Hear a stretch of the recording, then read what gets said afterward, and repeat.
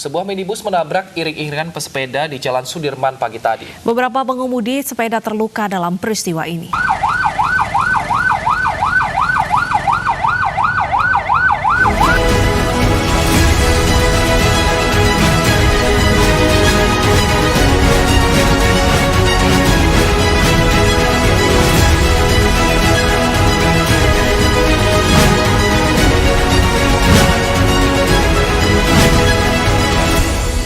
Halo Resya, semoga sehat semua. Video kali ini mau ngobrol-ngobrol sama temen gua. Jadi kenal sama dua temen ini di dunia persepedahan. Nah, gua mau tanya dulu sebelumnya, kalian masih inget nggak kejadian yang waktu di Sudirman ada 7 pesepeda yang ditabrak dari belakang? Jadi semuanya itu jadi korban. Dari 9 orang hanya satu yang nggak kenapa-napa, jadi 8-nya tuh jadi korban karena ketabrak dari belakang. Ada yang lukanya ringan, ada yang berat, ada yang patah segala macam gitu. Penasaran nggak sih update kasusnya itu seperti apa, terus apa yang sudah sampai mana, mereka sudah melakukan apa gitu dan lain-lain gitu kan, terus perkembangannya sampai mana dan lain-lain. Makanya mau tahu nih kira-kira gimana update-nya. Langsung aja kalau gitu, langsung telepon temen gue Lukman sama Karl. Ikutin terus videonya Semeru 12. Apa kabar lu? Baik. Baik, alhamdulillah. Lu udah pakai earphone dulu ya. Udah pada mulai sepedaan lagi belum? Waduh, gue udah sih, Li. Oh, udah. Kemarin sejak udah gue. Keluar sampai PSBB ini tapi gue stop dulu. Oh iya, keluar atau indoor? Iya. Oh, kalau misalnya kemarin gue habis kecelakaan gue outdoor, tapi sekarang udah, sebulan nih gue udah cuti dulu. Iyalah, Lukman Iya. di jalan terus dia trainer. Rajin banget. Gue Lagi trainer trainer. dulu nih sekarang. Iya, kalau Belum keluar boleh gue keluar rumah. iya, Ya, Mas. pertama ya karena PSBB juga sih. Sama yang recovery Terus punggung itu. ya gue masih harus check up lagi untuk recovery punggungnya gimana. Check up terakhir sih. Cuman di schedule-nya sebenarnya awal bulan ini, cuman kan nggak pas tuh. Corona juga udah mulai marak, jadi ya udahlah. Kita Nanti udah- aja, kita sabar udah dulu. sebulan Paling setengah indoor loh dulu. Indoor sih so far udah oke sih. Udah oke ya. Lumayan. Iya.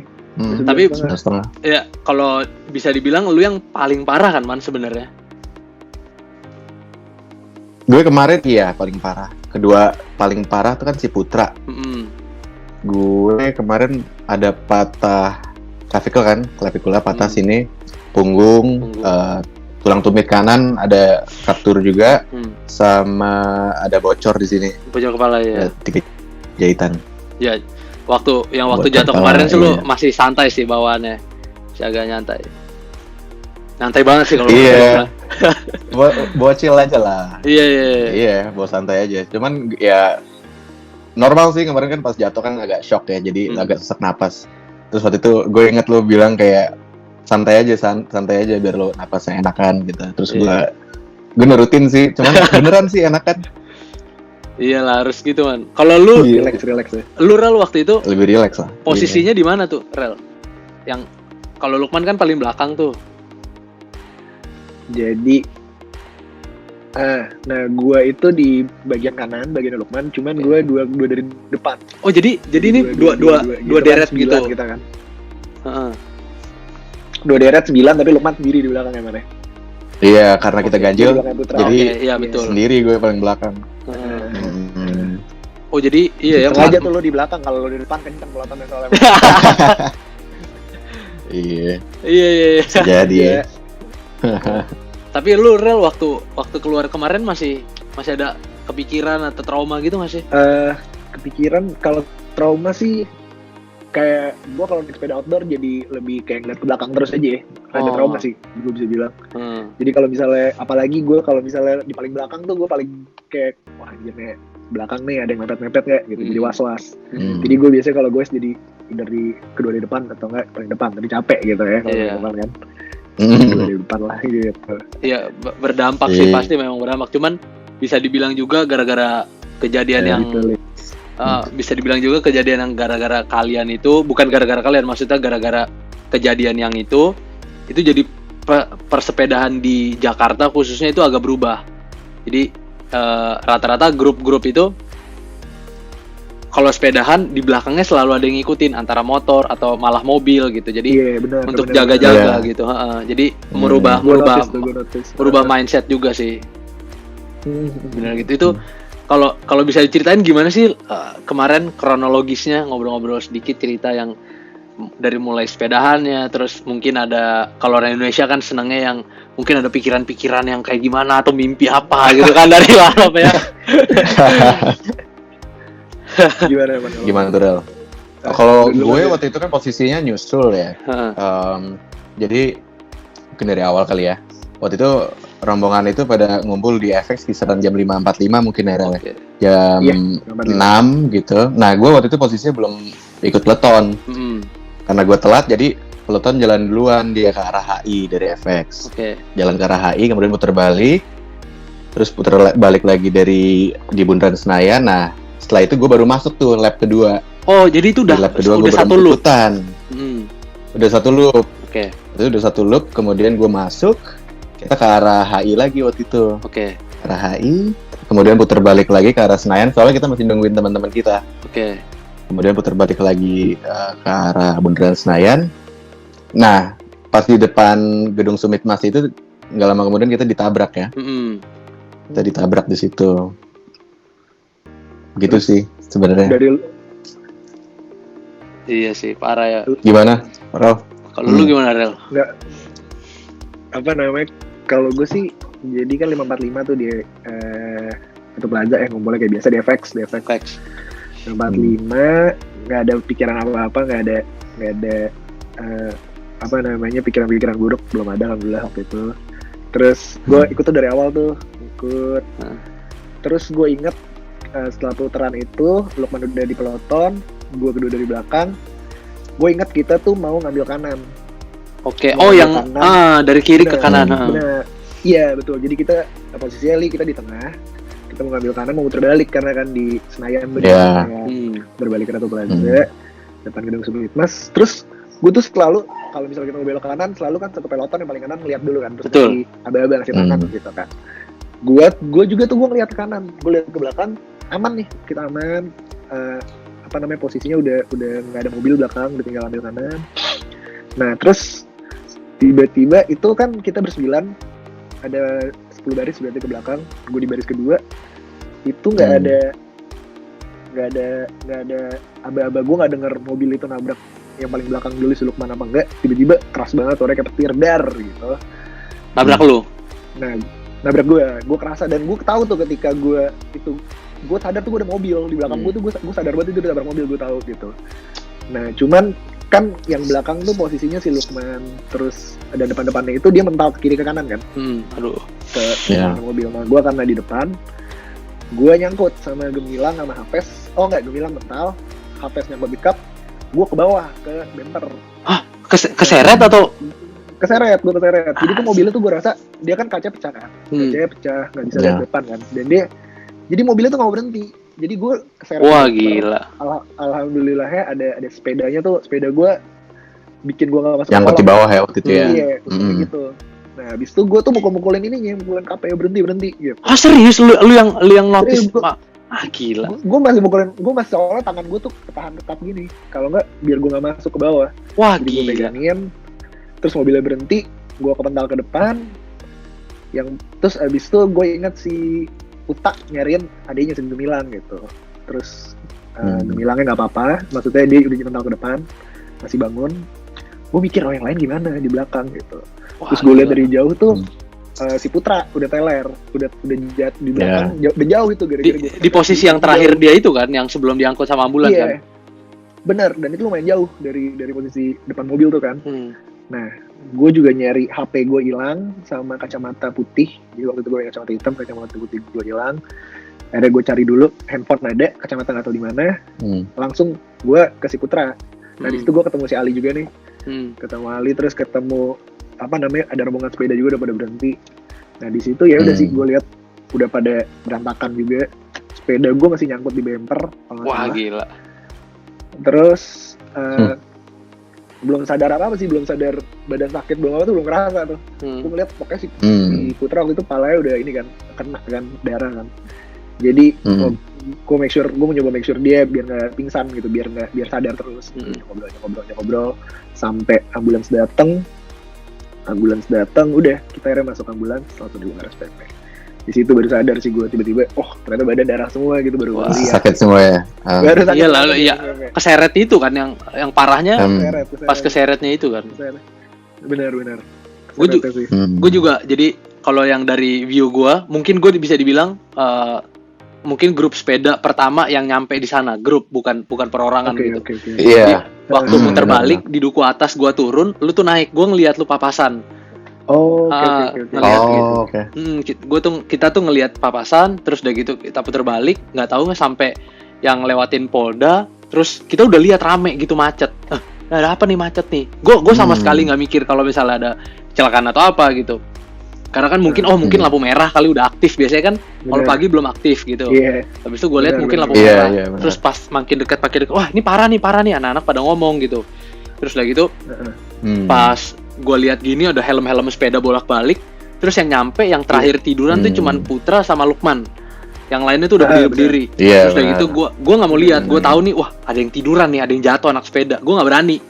Terus gue ke kiri, Jaya teriak, Putra, dia teriak gitu. Wah gue lihat sepeda hancur di kiri, Putra ini sepeda di sini, terus Putra tuh kayak 100 meter gitu. Orangnya di mana? Iya.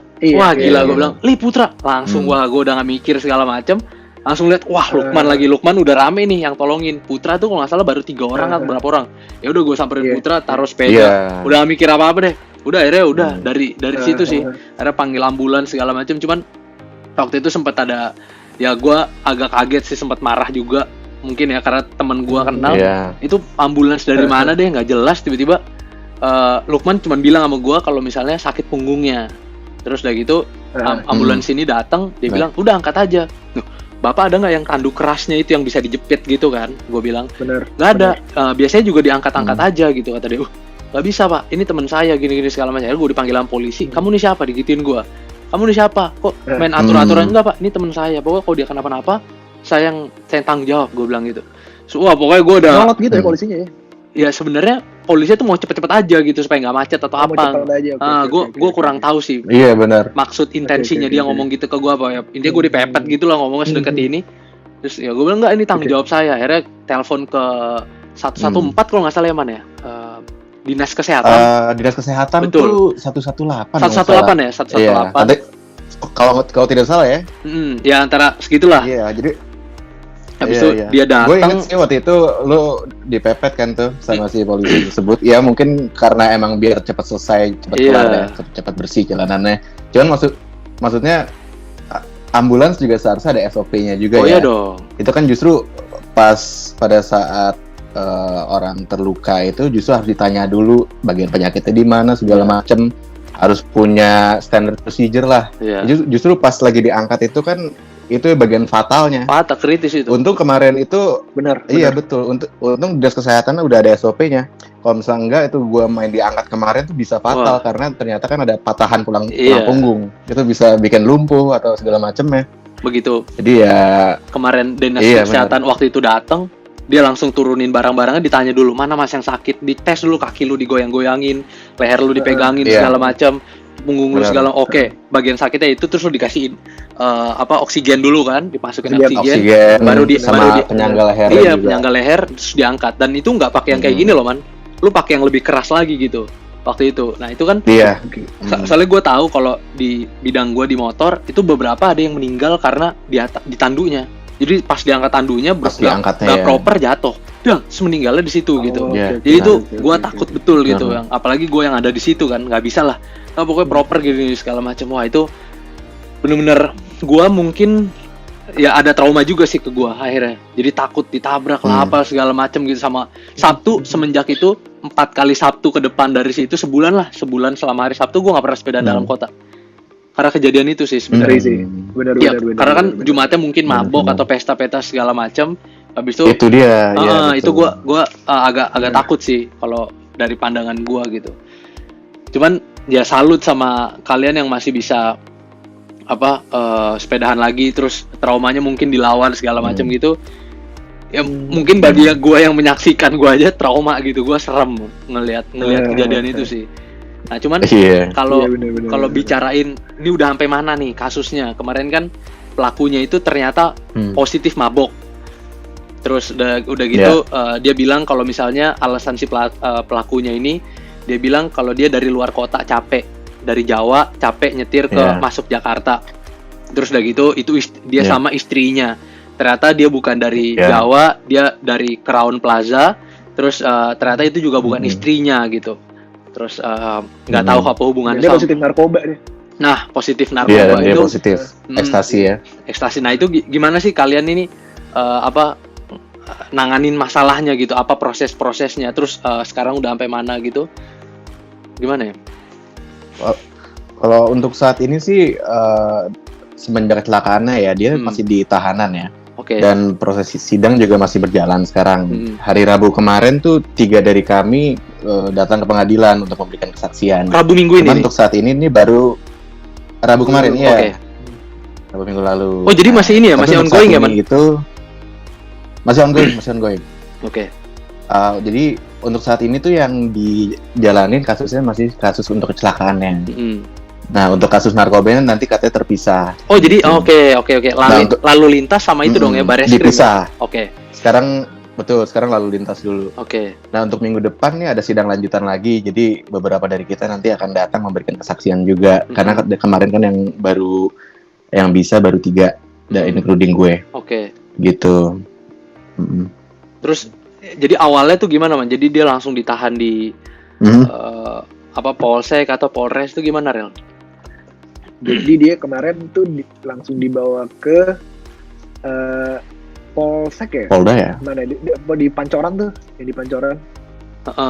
Di Atlantas. Dia ditahan di situ. Atlantas, ya. Terus beberapa saat setelah itu kita diminta kesaksian di kantor, diminta kejelasan semua secara detail gitu kan. Nah, cuman yang disayangkan itu adalah ini kan pelaku adalah orang yang dia di situ ngebut 80-100 gitu kan, dan dia positif narkoba, jadi driving under influence ya. Jadi sebenarnya mau dia dari manapun, dia sama siapapun di mobil itu, istri atau bukan gitu. Nah itu mungkin masalah lain, cuman yang masalah yang disayangkan adalah dia itu udah salah nabrak kita, bener-bener nabraknya bukan karena dia ambil belok nggak sengaja atau gimana ya, cuman emang bener-bener nabrak lurus dari belakang. Dan terus temen gue Lukman patah tulang, Putra patah tulang, dan yang lainnya kita belum ngomongin di sini, belum ngomongin sepedanya ya. Dampak psikologisnya lebih parah juga mungkin. Bener. Itu juga, ya betul. Nah ini si pelaku ini terakhir tuh akan dibawa ke kasus kecelakaan ringan dibilangnya. Oh ya? Karena ternyata gue baru tahu juga, karena gue baru tahu juga ternyata kalau dibawa mau diusut sebagai kecelakaan berat itu kemarin tuh harus korbannya harus di rumah sakit 30 hari gitu. 30 hari, sampai benar itu. Iya. Nah itu ya alhamdulillah sih, gue senang teman-teman gue alhamdulillah bisa segar lagi sekarang. Cuman yang gue sayangkan itu kan kecelakaan besar, korbannya banyak. Mungkin gue baru tahu aja itu dibawanya ke kecelakaan ringan, dan itu maksimal 1 tahun ya, mana kalau nggak salah ya. 1 tahun paling lama. Maksimal untuk hukumannya. Iya. Yap. Gitu sih menurut gue, mungkin gak tau itu soal orang pure salah dan dia narkoba juga. Gue berharap sih ini keberlangsungan proses hukumnya bisa lancar, bisa lanjut terus, sama diusut juga masalah narkobanya. Dan karena itu ya purely di sini kita olahraga gitu. Iya betul. Bukan kita lagi mabok juga gitu. Iya betul. Gitu sih. Dan kemarin kalau ditelusuri spesifik di jalur yang kalian kena tabrak itu belum, nggak ada jalur sepeda. Nggak ada. Betul. Jadi antara jalur lambat yang jalur nggak putus itu sama jalur yang 3 itu gitu. Jadi sama sekali nggak ada jalur sepeda ya. Artinya kan nggak ada jalur sepeda lah intinya gitu sih. Dan ini mungkin jadi bahan yang masih diperdebatkan juga ya.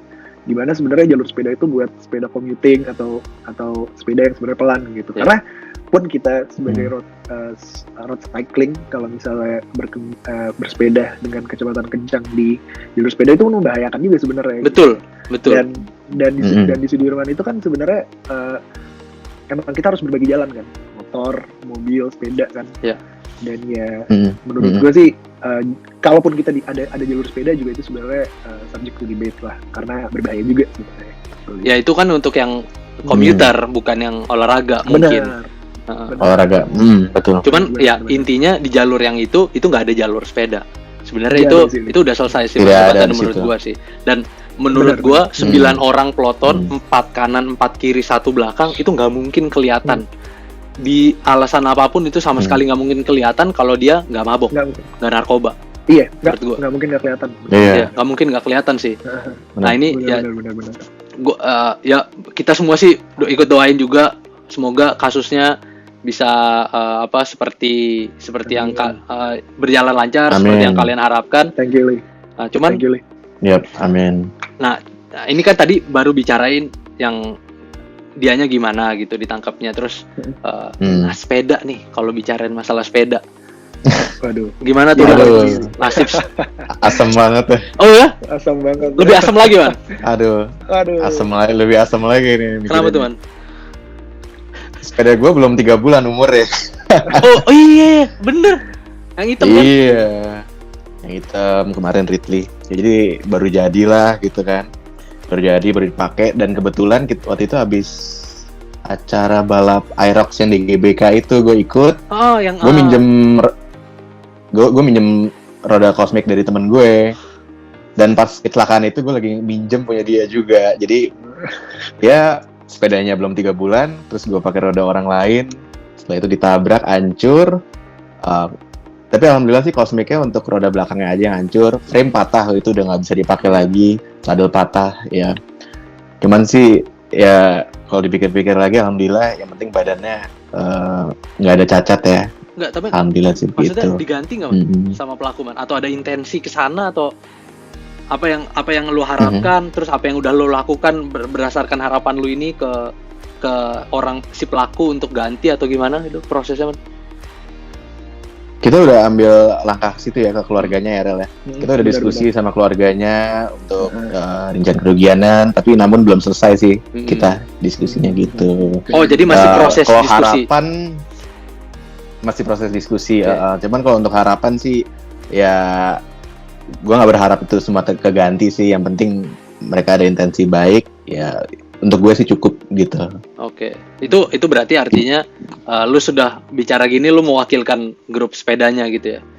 Grup sepeda kalian yang ketabrak itu kemarin, ya paling nggak ada intensi baik dari si pelaku gitu. Ya. Iya betul. Gimana Rel?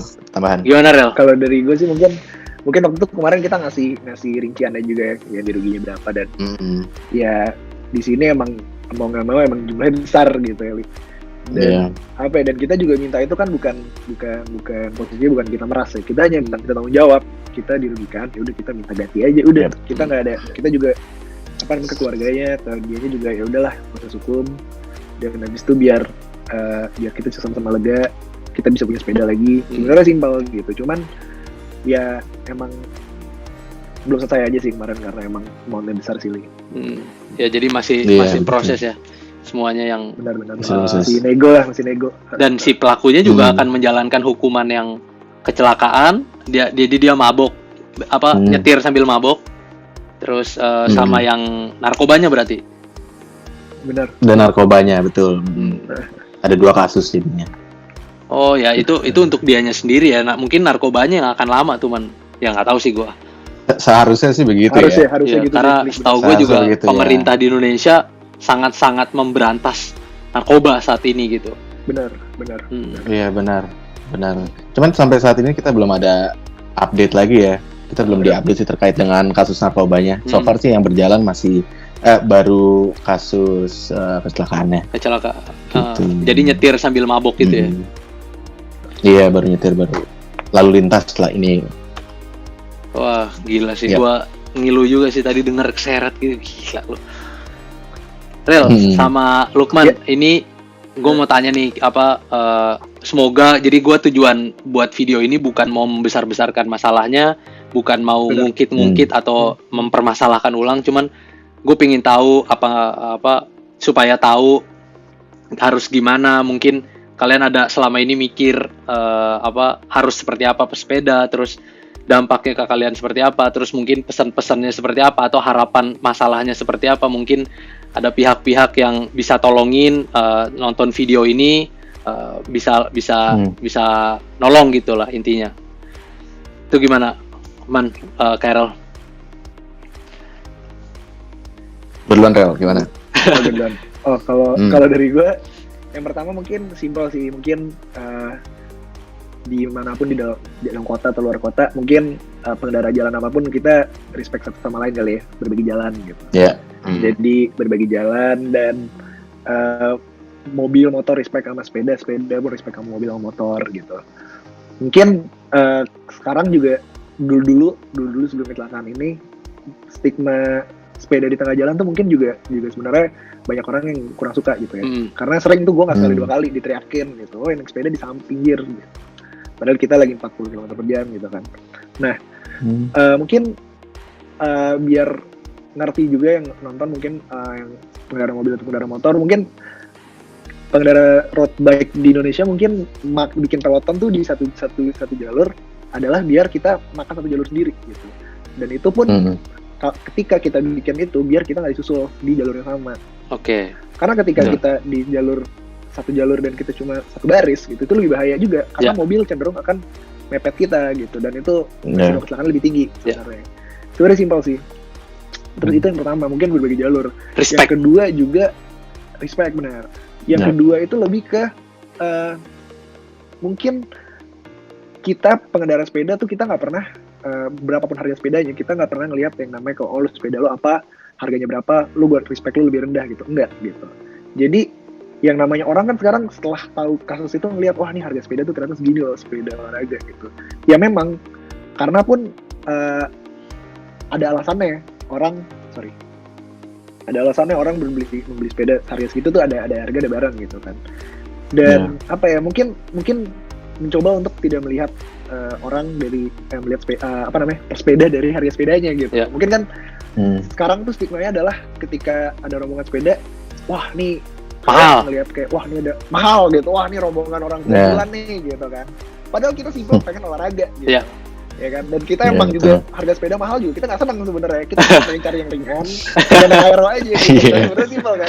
Tolong perusahaan sepeda tolong. Tolong. Iya, tolong dibikin yang lebih bersahabat. Harga anak muda lah gitu kan.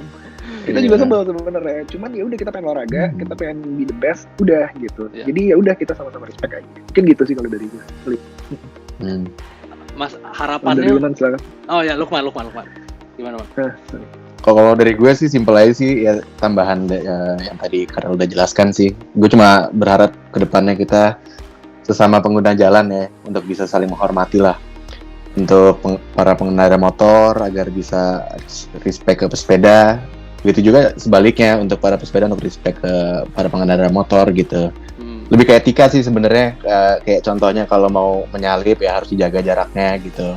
Sama kalau emang mau belok kanan atau kiri, lampu sennya dipakai juga. Kadang tuh yang gue perhatiin beberapa pengendara di sini lampu sen males banget gitu untuk pakai lampu sen, tinggal cetek kanan cetek kiri doang kok nggak mau dipakai gitu. Padahal gampang gitu, lampu isyarat sih itu digunakan. Terus untuk para pesepeda juga sama, misalkan mau manuver kanan atau kiri, mungkin kasih isyarat lah pakai tangan, ngelambain tangan mau belok kanan gitu.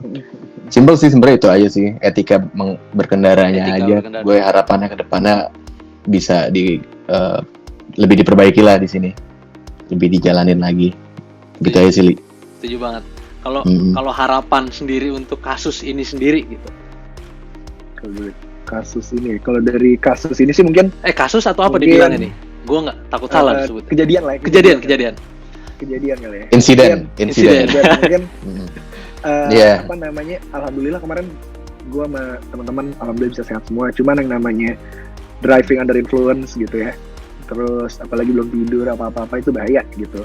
Jadi mungkin nggak cuma pesepeda bisa jadi korban, siapapun bisa jadi korban. Jadi menurut gue yang namanya driving under influence tuh pasti salah gitu. Dan yang kedua mungkin semoga terima kasih juga buat polisi dan pihak-pihak rumah sakit yang udah ngebantu kita. Polisi juga helpful kemarin, bantu kita minta detail segala macam. Semoga kedepannya lancar terus lah kasus-kasusnya. Amin, insya Allah. Kalau dari gue Li. Amin. Ada tambahan, Man? Iya, gue berharap sih ya sama tambahan lah untuk tadi penjelasan Karel ya. Kalau driving under influence, I mean kayak orang kan bisa kalau misalkan emang sekiranya tidak sanggup untuk menyetir, untuk ya mungkin sober up dulu lah gitu loh. Kan jangan buru-buru lah. Santai dulu barulah nanti kalau misalkan emang udah lebih sober bisa setelah itu nyetir. Terus kemudian oh iya, terima kasih juga untuk Ali, terus Tante Gia sama Ali Omi, credits banget kemarin udah nolongin pas gue jatuh. Gue ngeliat rombongan kalian lewat, gue yang minta tolong ke kalian, gue teriak-teriak. Si Tante Gia sampai bilang juga kayak, aduh nggak tega ngeliat Lukman katanya. Terus ya gitu sih, harapannya ya untuk para pengendara kalau bisa ya jangan driving under influence deh, karena sangat selfish lah kalau misalkan lo berkendara under influence, lo tandanya nggak mikirin orang lain gitu. Oh, yang ada lagi tambah sorry. Jadi di cerita gue tuh pagi waktu gue berangkat menuju FX jam 5:30, gue tuh tiap pagi kalau ke FX tuh dari rumah gue pasti lewat Senopati, dan gue lihat apotek Senopati itu ditabrak lagi pagi itu. Oh iya, betul. Kedua kalinya. Betul. Di hari yang sama. Betul. Di hari yang sama. Lihat, gila emang. Pagi-pagi, wah ini rame banget. Wah, ada mobil nabrak lagi, terus gue pikir, betul. Gila nih, nggak cukup sekali kali ya. Betul. Iya, jadi waktu gue itu jam 1 pagi di daerah yang dekat banget ada kejadian gara-gara datang dari influence gitu. Itu ada sampai ada ambulans, sampai ambulans kita stopin. Habis itu tolongin. Enggak. Saya mau tolongin yang di apotek Senopati. Dia mau ke Senopati. Astaga. Beda lagi. Emang bener-bener ada 2 kejadian yang under influence hari itu. Bener, gara-gara gitu. Iya, di hari yang sama, benar. Di hari yang sama. Jadi mungkin beda 2 jam kali ya. Nggak sampai, Man. Nggak nyampe ya? Kita tuh 6 tuh udah ketabrak aja pokoknya. Skippy itu dari Cyclo itu jam 6 jalan, baru muter belum 1 loop, baru muter ke Sudirman, arah balik lagi mau ngelup, udah kejadian loh. Iya. Jadi kita belum 1 loop.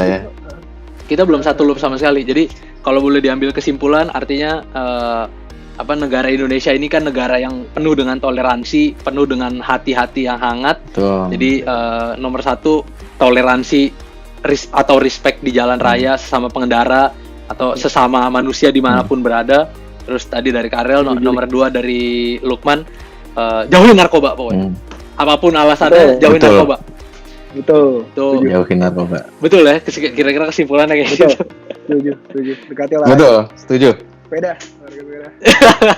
Iya. Tapi turun harga sepeda. Turun harga sepeda. Wah, kalau kayak gitu sih emang lu kayaknya kepingin Pinarello kayaknya. Kayaknya gitu, hasrat. Iya. Cuman kok harganya itu ya masalah ya. Harga, iya. Aduh. Tapi senang bisa ngelihat orang yang Lukman waktu itu kejadian parah. Bisa recover lagi, udah bisa sepedaan lagi. Karel juga yang kemarin kejadian, alhamdulillah udah bisa sepedaan keluar lagi, terus udah bisa ngobrol-ngobrol di sini. Intinya gue cuman mau bantu kalian supaya misalnya ada yang dengar masalah ini ikut hati-hati juga di jalan raya, pesepeda, terus jauhi narkoba, saling toleransi. Semoga kita jadi lebih baik lagi lah setelah kejadian ini gitu. Thank you, Li. Thank you juga. Gue juga kayaknya gitu aja nih videonya. Oke. Semoga tidak menyinggung pihak-pihak lain. Kita hanya ingin cerita, ingin ngobrol-ngobrol aja. Terima kasih banyak, Karel, waktunya. Lukman, terima kasih banyak waktunya. Kalau siap, kita tetap semangat. Si on the road juga. Thank you banget. Thank you, Li ya.